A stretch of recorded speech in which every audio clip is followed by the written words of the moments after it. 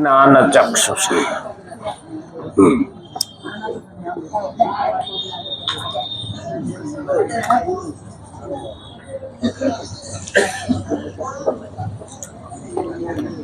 જ્ઞાનની આંખો વડે ભગવાનને ઓળખવા એનો પ્રયત્ન આપણે કરીએ છીએ. 15મા અધ્યાયના 10મા શ્લોકમાં ભગવાને કીધું પશ્યંતિ જ્ઞાન ચક્ષુષા. ખરેખર જ્ઞાન દેખાતું નથી પણ માણસનું જીવનનું કલ્યાણ કરી દે. એટલે તો આપણે કહીએ છીએ શિવ ભજો. શિવનો અર્થ જ થાય કલ્યાણ. હવે શિવનો અર્થ કલ્યાણ થાય એનો મતલબ શું? કારણ કે જ્ઞાનનો દેવતા છે. પણ જ્ઞાન ક્યાં આવે? બુદ્ધિમાં. તો બુદ્ધિનો દેવતા દાતા ગણપતિ સ્વામી તમને સુંઢાળા નમીએ નાથ રૂપાળા. તો પેલા ગણપતિ ની સ્થાપના હોવી જોઈએ ને, કારણ કે બુદ્ધિ હશે તો જ્ઞાન આવશે ને. બુદ્ધિ જ નહીં હોય તો જ્ઞાન આવશે એમ. એટલે હું શેમાં? એટલે ગણપતિની પહેલી સ્થાપના થાય. ગણપતિની સ્થાપના થાય એટલે કહેવાય કે એની પાસે બુદ્ધિ આવે. તો કે ગણપતિમાં જેવા ગુણો છે ને એવા ગુણો એનામાં આવે તો બુદ્ધિ પાવરફુલ થાય, અને બુદ્ધિ પાવરફુલ થાય તો જ્ઞાન આવે. એટલે શંકરની સ્થાપના કરવી હોય તો પેલા ગણપતિની સ્થાપના થાય, નહીંતર એનો દીકરો કહેવાય. પણ તોય એની પહેલી પૂજા થાય. અને એટલે કે રામ સૃષ્ટિનો સર્જનહાર એને તમે ઓળખી લ્યો. ઘણાને એવું લાગે કે અમે તો ઓળખીએ છીએ, આ મૂર્તિ જોયા પછી અમને ખબર પડે. ઓળખવું એટલે શું? હા, ઓળખાણ અને ઓળખીતો એમાંય ફેર. હા, ઓળખીતો નહીં હારો, ઓળખાણ હારી. હવે ખાઈણમાંથી કાઢો એમ નીકળ્યા કરે. ઓળખીતો હોય તો બધા નીકળ્યા કરે. હા, એ ખીતા તો કેટલાય એવા હોય, હગામાંય હોય, ગામમાંય હોય, ગલીમાંય હોય. પણ ભગવાનને ઓળખવાના છે. અને ભગવાનને ઓળખવા તો એના માટે જોઈએ રામ સૃષ્ટિનો સર્જનહાર. આમ આપણને એવું લાગે કે ના ના ભગવાન આ બધું કરતો હોય છે, પણ ખરેખર જોવા જઈએ ને તો આ નાળિયેરમાં પડદા કર્યા 3 એને હાંસો બહાટું. હેઠે ખારું પાણી છે, ઉપર જાય તો નાળિયેરની અંદર મીઠું પાણી થઈ જાય. ઉપર સોયત્રા છે, કાચલી છે, પછી કોપરું છે ને અંદર પાણી છે. આ કેવો હોય છે? એમ તો અંગ્રેજો અહીંયા આવ્યા હતા, એને નવાઈ લાગી હતી. હા, રેસ્ટોરન્ટમાં ગયા ને બટાકા વાળા ખાધા ને તે મારા બેટા કે આ તો તળ નહીં, તીનું નહીં, મહીથી બટાકું કેમ નીકળ્યું? આની ડાય સમજવી પડશે.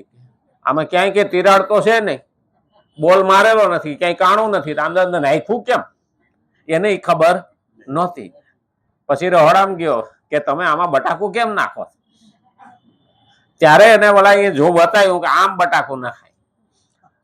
પણ ભગવાન જયારે કીડીનું આંતર ને આપણું આંતર આ બેયની રચના જોઈએ ને તો ખબર પડે કે આ તો ઝીણી કળાનો જાણનાર. આપણે ના કરી શકીએ. અરે એક પતંગિયું ઉડતું હોય એમાં કેટલા કલર હોય, કેવા સરસ હોય, પણ હાથ અડાડીએ ને ખરી તો એને પીછી કેમ વાપરીએ છે ત્યારે ખબર પડે. આવો સરસ મજાનો ગુલાબ છે અને એ ગુલાબમાં સુગંધ ભરી અને અંદર કોઈને લાગે કાંટા દેખાય, પણ આપણે પોઝિટિવ વાળો એમ કે કાંટામાં પણ ગુલાબ ઉગ્યું, અને નેગેટિવ વાળો તો એમ કે ગુલાબમાં કાંટા છે. હા, પણ બધાયમાં બધું હોતું નથી. ભગવાન ક્યાંક ને ક્યાંક આપણને આપે. એટલે તો કે માણસ પરણે ને એટલે કે સંતાન સુખ ઈચ્છતો હોય. માણસ પરણે ને એટલે સંતાન સુખ ઈચ્છતો હોય. મારે ત્યાં સંતાન થઈ જાય ને એટલે બહુ થઈ ગયું. એને પહેલી તમન્ના શું હોય? સંતાન સુખ. પણ બીજો પોઈન્ટ એ આવે છે કે માણસને સંતાનનું સુખ મળ્યું ખરું? પહેલું શું હતું? સંતાન સુખ. અને બીજું શું આવ્યું? સંતાનનું સુખ. આજે ઘણા કુટુંબોની અંદર એવું છે કે સંતાનોનું સુખ મળતું નથી, એટલે તો ઘરડા ઘરમાં મૂકી આવે. કારણ કે બાળક જન્મો ત્યારે સંતાન સુખ મળ્યું, પણ મોટા થયા પછી સંતાનનું સુખ ના મળ્યું. આ બે વસ્તુ સમજવા જેવી છે કે વચ્ચે નું આવી જાય. હા, આમ થયું હોત તો હાથી જેવડો છે. એમાં આ નું હાથી જેવડું છે, થાય ને? ખરેખર નું ની નું ના વ્યાકરણમાં આપણે આવતું.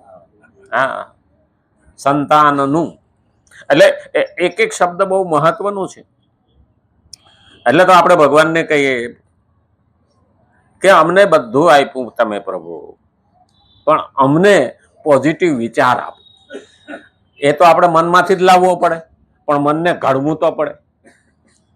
એટલે શ્રીમદ ભગવદ્ ગીતા 3 અધ્યાય 18મો શ્લોક જોઈએ છે. બહુ આગળ નીકળી ગયા, નહીં? બહુ દાડા થઈ ગયા. પૂર્વ શ્લોકમાં ભગવાને સિદ્ધ મહાપુરુષને માટે કહ્યું કે તેને માટે કોઈ કર્તવ્ય નથી. સિદ્ધ જે થઈ ગયા છે, જે મહત્વના થઈ ગયા છે, એને કોઈ કર્તવ્ય નથી. ના તસ્ય કાર્ય ન વિદ્યતે. અને આગળના શ્લોકમાં ભગવાને તેનું કારણ બતાવતા ભગવાને આ શ્લોકમાં તે મહાપુરુષને માટે 3 વાતો કહી. આ માટે 3 વાતો કઈ કઈ? કર્મ કરવા સાથે તેનું કોઈ પ્રયોજન રહેતું નથી. એને કર્મ કરે તોય ભલે, ન કરે તોય ભલે, પ્રયોજન રહેતું નથી. કર્મ ન કરવા સાથે પણ તેનું કોઈ પ્રયોજન રહેતું નથી. અને ત્રીજી, કોઈ પણ પ્રાણી અને પદાર્થ સાથે તેનો કિંચિત માત્ર પણ સ્વાર્થનો સંબંધ રહેતો નથી. ખરેખર જોવા જઈએ તો એને કર્મ કરવાની જરૂર નથી, તોય કરે. આ સૂર્યનારાયણ છે, એને કઈ કર્મ કરવાની જરૂર નહીં, પણ કર્મનું પ્રતીક એટલે સૂર્ય. ટાઈમ થાય એટલે આવી જાય. પરોપકારી છે. સૂર્યનું કામ કેવું છે? પછી એની અંદર હરામખોરાઈ હોય, હરામી હોય, હારોય હોય, રાક્ષસો હોય, દૈત્ય હોય, દાનવ હોય, દેવ હોય, બધા પ્રકાશ લે. જનાવર હોય, જીવ હોય, કીડી હોય, બધાને પ્રકાશ આપે. કોઈને ભેદભાવ કરે નહીં. સૂર્ય કર્મનું પ્રતીક. એનો ટાઈમ થાય ને એટલે એ આવી જ જાય. તમે દરવાજો ખોલો ના ખોલો, પણ એ ઉમરામાં આવીને ઉભો રહી જાય. સૂર્ય જેવો ખોલો એટલે અંદર પ્રકાશ સૂર્યનો આવે. આ શું કરવા? એને આપણે બોલાવ્યા નથી તોય આવે છે. સૂર્ય કર્મનું પ્રતીક છે. કોઈક દિવસ એને આળા થઈ ગઈ હોય, આ 2 કલાક મોડો જાવ, આપણે જાય અને એને એવું વિચાર આવ્યો હોય તો આપણે ગોટે સડી જાય કે નહીં? હા, આજ સૂર્ય નો આવ્યો, કાંઈક ડખો છે. અરે અહીંથી ખાલી માણસ અમેરિકા જાય ને તો અહીંયા રાત હોય, ત્યાં દાડો હોય, તો એની બોડીમાં ફેરફાર થઈ જાય. હા, ઊંઘવાના ટાઈમે જાગતો હોય, જાગવાના ટાઈમે ઊંઘી જાય. એ તો જે અમેરિકા ગયા છે એને ખબર છે કે આપણી બોડી ક્લોક પણ એવી રીતે ગોઠવાયેલી હોય. અને એટલે તેનું કારણ બતાવતા ભગવાને આ 3 વસ્તુ કહી આ શ્લોકમાં. એને કર્મ કરે કે ના કરે એની હારે કોઈ લેવા દેવા નથી, પણ એ બેસતો નથી. શા માટે? લોક કલ્યાણ માટે, સંસાર માટે કર્મ કરે છે. એને પોતાને કઈ જરૂર નથી, પોતાનો કોઈ સ્વાર્થ નથી. અને સ્વાર્થ ના હોય ને લોકોને માટે કરે. લોકોને માટે ક્યારે કરે? સંસારને માટે ક્યારે કરે? સંસાર અને લોકો પોતાના લાગવા. અને પોતાના લાગે ને એટલે દીકરો માંદો પડ્યો હોય ને તોય છોકરાને રાતે નથી કીધું તોય બાપો જાગતો હોય, માં જાગતી. કારણ કે એની ઉપર એને પ્રેમ છે. એને એ નથી કેતો તો પણ એ જાગે છે. આનો મતલબ શું? તો આવા મહાપુરુષો પણ આપણને પ્રેમ કરે. આપણે જરૂર નથી છતાં આપણી પાસે આવે, આપણા બને અને આપણને ગોદમાં ઉપાડીને આગળ લઈ જવાની કોશિશ કરે. આપણને તો એવી ભૂખ તો લાગતી જ નથી. હા, કોઈ કાન પકડીને બેહાડે ને તો ખરેખર તો જોવા દે ને અંદરથી પ્રેરણા આપણે કરવી પડે. એની ભૂખ જગાડવી પડે, જાગે નહીં. હા, છોકરાને કાન પકડીને સામે લાકડી લઈને બેસી જાવ, વાંસવા બે તો એ ચોપડી લઈને બેસે, પણ હકીકતમાં એનું મન ના હોય તો એ વાંચે ખરો? ચોપડી આમ રાખે, બાપાની બીકે, માસ્તરની બીકે, આમ ચોપડી રાખીને બેસી રહે પણ વાંચે નહીં. અને એ વાંચતો હોય તો અંદર ઉતરે નહીં. હું કઉ છું તું વાંચવા બે, અટાણે રમવા નથી જાઉં. જો રમવા મોકલો હોત ને તો નહોતો વાંચતો, કારણ કે મન રમવામાં હતું. એટલે તો આપણને આ શ્લોક જલ્દી યાદ નથી રહેતો. ફિલ્મનું ગીત એકવાર જોઈને નીકળીએ તો યાદ. હા, એ ગાતા ગાતા પાછા બાથરૂમમાં તો એ જ ગાય. હા, ઘણા તો ફિલ્મના ગીતો બાથરૂમમાં જ ગાતા હોય. નહીતર હા, ગંગે ચ યમને ચ ગોદાવરી સિંધુ કાવેરી આ બધા નામ લેતા લેતા નાહીએ ને તો એ થાય. પણ ના, એ શ્લોક કોણ માથાકૂટ કરે કે એ હાડ મોઢે રહેતો જ નથી તો ફિલ્મ. એટલે જેના તરફ મન વળે છે, ભાવ છે, મીઠાશ છે, એના તરફ ઈ જાય. અરે કે આવું મન હોતું છે? હા છે. કારણ મનને જેવી પ્રેક્ટિસ પાડીએ ને, એટલે તો ભગવાને કીધું છે મન મના ભવ, મન મને આપી દે. મય્યાવેશ્ય મનો એમામ, ભગવાન કે મારા વેશમાં તારું મનને ઢાળી દે. એટલે શું છે? ભગવાનની મૂર્તિ જેવું જ મન ઢળી જાય, એમાં ઢાળી દે. અરે કે મનને એટલે ઘણા પશ્ચિમી સંસ્કૃતિની અંદર એવું પેલા હતું. એ તો એમ જ કહેતા હતા, ભગવદ્ ગીતામાં મનનું લખ્યું, મન તો ક્યાંય પકડવામાં આવતું નથી. એમ તો પોસ્ટમોર્ટમ કરે તો નથી બુદ્ધિ નીકળતી, નથી મન નીકળતું. મને બે પ્રકારના, મગજ બે પ્રકારના, અને અંદર નાનું મગજ ને મોટું મગજ, એમ મન પણ બે પ્રકારના છે, જ્ઞાત મન અને અજ્ઞાત મન. હવે જ્ઞાત મન તો આપણું સતત વર્કિંગ કરતો હોય, આપણે બધાની સામે જોતા હોય ત્યાં સુધી. પણ અજ્ઞાત મન પણ એમાં એ કામ કરતું હોય. આપણે મોટરસાયકલ લઈને જતા હોય ને, 500 જણા સામા મળે. અજ્ઞાત મન છે ને, એ બધાને ફોટા પાડતું હોય. પણ કોઈક જાણીતો મળી જાય એટલે તરત આપણે દાંત કાઢીએ. એનો મતલબ શું? ઓલા 500 ગયા એ તો અંદર ગયા, અને પછી ક્યારેક ભેગો થાય ને તો આપણે કઈ તમને ક્યાંક જોયા પણ બરોબર યાદ નથી આવતું. મતલબ ઓલા ફોટા અંદર પડ્યા છે. આપણે સવારથી માંડીને સાંજ સુધી મનને કેટલું બધું આપીએ છીએ, તો મનને આઘાત પણ આપવો જોઈએ નહીં. હા, મનમાં બહુ તાકાત છે. મન હોય તો માળવે જવાય, અને મન હોય તો મોક્ષ મળે, અને મન હોય તો નરકમાં પણ જવાય. મન ક્યાં લઈ જાય એ આપણે જોવે. મન છે એ માખી જેવું છે, દુર્ગંધ ઉપર પેલા જાય. સુગંધ દેખી પર હરે, દુર્ગંધ દેખી જાય. હા, મૂર્ખ મનને ભક્તિ ન ફાવે, કા ઊંઘે ને કા ઉઠી જાય. આ પેલું યાદ રાખવાનું. માખી જેવું મન છે, એ પેલા ગંદકી તરફ જાય, પણ એને વાળવું પડે, ઉડાડવું પડે. જો મંદિરની અંદર માખીઓ નહીં બે. હા, જ્યાં સુગંધ હોય ને એના નો બે, અને દુર્ગંધ હોય ને પેલા જાય.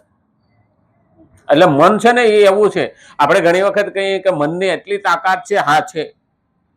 રજાને દિવસે આ બધા ભેગા થયા હોય, આનંદથી હારામાં હારી રસોઈ કરી હોય, આજ તો રજા છે કે સરસ મજાની રસોઈ કરીને ખાવા બેહો, અને બધા ખાતા ખાતા વખાણ કરતા, અરે શું વાત છે કે આજ તો સરસ મજાનું શાક છે, દાળ ભાત છે, મીઠાઈ છે, મસ્ત બન્યું છે ખાવાનું. વાત કરતા હોય, 5 હાથ કોળિયા ભેરા, કોઈનો ફોન આવ્યો, ફલાણા ભાઈનું એક્સિડન્ટ થયું, તો એ વસ્તુ મીઠી લાગે ખરી? પછી તો એમાં શું નીકળી ગયું? અહીંયા જે મન હતું ખાવામાં, એ મન બીજે જતું રહ્યું. એટલે એમાં ખાવામાં પણ માણસને આનંદ આવતો નથી. તો જે મહાપુરુષો થઈ ગયા, એનું મન સંસારને પ્રેમ કરવાનું, અને સંસાર મારો છે, અને મારો હોય એટલે પ્રેમ કરે, અને પ્રેમ કરે એટલે એનું કોઈ પ્રયોજન ના હોય તોય એના માટે કર્મ કરે. અને એટલે જ કીધું, કોઈ પણ પ્રાણી અને પદાર્થ સાથે તેનો કિંચિત માત્ર પણ સ્વાર્થનો સંબંધ રહેતો નથી. હા, આપણે સ્વાર્થનો સંબંધ પહેલો, કાં તો જોઈએ છે, હવે એમાં પદ જોતું હોય, પ્રતિષ્ઠા જોતી હોય, પાવર જોતો હોય, પૈસો જોતો. આપણે ત્યાં આવનારા ગણાય છે. હા, આવે કોણ? લોટ, વોટ ને નોટ. આ 3 માટે આપણે ઉમરે કોક આવે. આ સ્વાર્થનો છે.